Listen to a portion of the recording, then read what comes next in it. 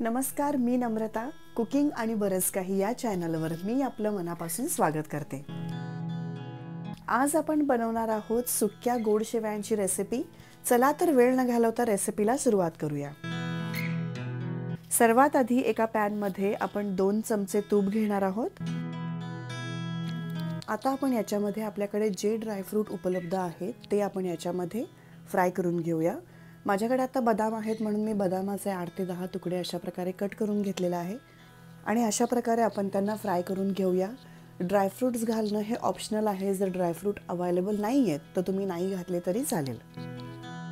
आता आपण याच्यामध्ये भाजलेल्या शेवया घालणार आहोत. या ऑलरेडी भाजलेल्या असतात, पण जेव्हा आपण शेवया बनवतो आणि जेव्हा आपण मोकळ्या सुक्या शेवया बनवतो त्यावेळेस आपल्याला पुन्हा एकदा याला चांगल्या प्रकारे भाजून घेणं गरजेचं असतं. जर तुम्ही कुकिंग आणि बरंच काही या चॅनलला पहिल्यांदाच व्हिजिट करत असाल तर चॅनलला सर्वात आधी सबस्क्राईब करा. शेवयांना तांबूस रंग येईपर्यंत आपल्याला चांगल्या प्रकारे तुपामध्ये परतवून घ्यायचं आहे. आपल्या शेवयांना इथे मस्त असा रंग आलेला आहे. आता मी याच्यामध्ये अर्धा वाटी साखर घालणार आहे. तुम्हाला जसं गोड हवं आहे त्यानुसार तुम्ही याच्यामध्ये साखर घालू शकता. साखर घातल्यावर आपल्याला शेवयाला कंटिन्युअसली चांगल्या प्रकारे परतवून घ्यायचं आहे. साखर घातल्यानंतर आपल्याला साखर विरघळेस तोपर्यंत शेवयांना चांगल्या प्रकारे परतवून घ्यायचं आहे. जेव्हा साखर विरघळायला सुरुवात होईल त्यावेळेस आपण याच्यामध्ये दूध घालणार आहोत. साखर विरघळायला सुरुवात झाल्यावर आपल्याला याच्यामध्ये जेवढ्या शेवया आहेत तेवढंच दूध घालायचं आहे. जर दुधावर मलाई असेल तरी चालेल. मी इथे मलाईसुद्धा घातलेली आहे आणि आता आपण ह्याला चांगल्या प्रकारे मिक्स करून घेणार आहोत. दूध घातल्यानंतर तुम्हाला असं लक्षात येईल की शेवया ज्या आहेत त्या पॅनला चिटकलेल्या आहेत. याचं कारण हे आहे की आपण आधी साखर घातलेली आहे आणि ती जेव्हा साखर मेल्ट व्हायला सुरुवात होते आणि आपण जेव्हा त्याच्यामध्ये दूध घालतो एकदमच, त्यामुळे शेवया पॅनला चिटकून बसतात.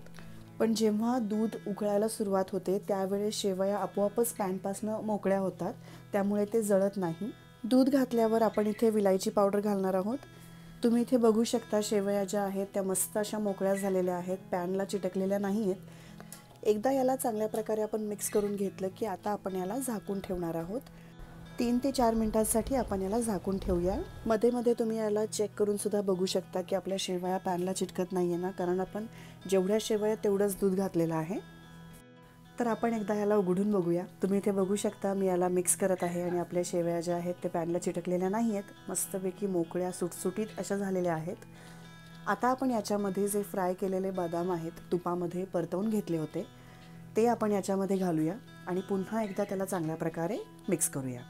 तर इथे आपली सुक्या गोड शेवयांची रेसिपी गरमागरम बनून रेडी आहे सर्व्ह करण्यासाठी. रेसिपी आवडली असेल तर व्हिडिओला शेअर करा. मला कमेंट करून सांगा रेसिपी कशी आहे. असंच पुन्हा एकदा भेटूया एखाद्या नवीन रेसिपीसोबत. तोपर्यंत पौष्टिक खा आणि स्वस्थ रहा. धन्यवाद.